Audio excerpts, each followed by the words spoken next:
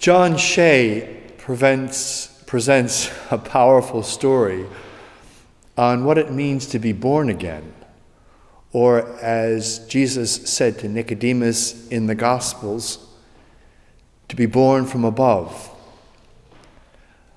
A man he knew tells how he was born twice of the same woman.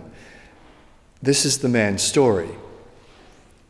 One day he was driving his aged mother to a funeral, and she had already been to many funerals, having had to bury her own husband, a brother, and most of her friends. She also found herself without much money, in failing health, and on the edges of a serious depression. Not exactly one of the golden girls on top of her game, spinning off laughs by the minute. As they drove along, she talked about her own funeral and was giving instructions on how she wanted it done. Then, quite unexpectedly, she said, "I'm giving up on fear. Everybody dies. Nothing is left." Now, her son protested, telling her that giving up on fear isn't easy to do, even as he realized at that very instant how much his whole life was bound up precisely by fear.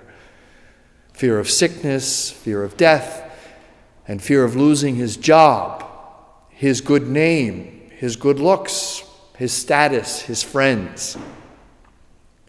He looked at his mother and saw that she was beaming. He knew she meant exactly what she had just said. They never had that conversation again. But from that moment on, he noticed that his mother began to change. She was no longer afraid to speak her mind on anything. And she spoke it calmly, wisely, without pomp, with great patience, and with an ever-growing compassion. She became stronger and more gentle, both at the same time. People were attracted to her and drew strength from her. Her son was one of those people, and he began to visit her more frequently, not out of obligation now, but because he needed the nourishment she was giving him. It was like a new umbilical cord had been forged between them. Slowly, just as she had once given birth to his body, she now gave birth to his spirit. He felt himself begin to change, to have less fear. This second gestation took more than 9 months, but a new life was suddenly born in him. He was able to give up on fear and move into life with a freedom, just as Jesus says, comes only from above. To be born again, to be reborn from above, is not something that we can do, at least not fully, in one instant or in one dramatic religious gesture, no matter how deep our sincerity. The life we yearn for always comes from another person. The life cannot come totally of ourselves. Consciously, we must place our hope in the other person because we realize that only when we do so can that person reach us. Just as the young man describes being born again through his mother, I believe that Mary, our mother, and our hope can do the same for us.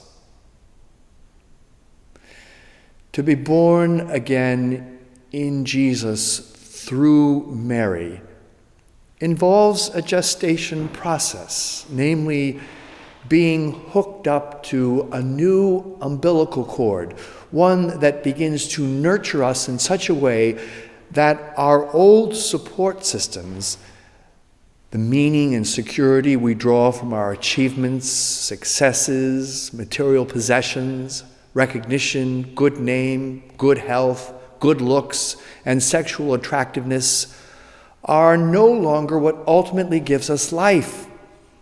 Oh, we still want these things, but we no longer build our lives around the fear of losing them. They still provide some life and nourishment, but we now begin, bit by bit, to draw life from something beyond them. We sense ourselves as hooked to something deeper, a spirit, and a person who offers us a meaning that dwarfs what we now have. My point is, the more we begin to draw life and nourishment from Mary, the more we begin to give up on fear. We are no longer being pushed, we are being pushed through a new birth canal, and as this happens, we begin little by little to sense that in this new place, we don't need to possess things. We don't need to defend ourselves. We don't need to cling so desperately to health, popularity, and good looks, or fear that joy and meaning can be taken away from us. Life in Christ is not a precarious thing that can slip away from us like the things of the world. With Mary as our lifeline to Jesus, we can give up on fear. I always liked, years ago, the comedian George Carlin, who once quipped that when he was born, he was so stunned that he couldn't speak for 2 years. I suspect this is also the case when we are born again in Christ. There are those moments that we become conscious of this new life in us that leads us to be almost speechless.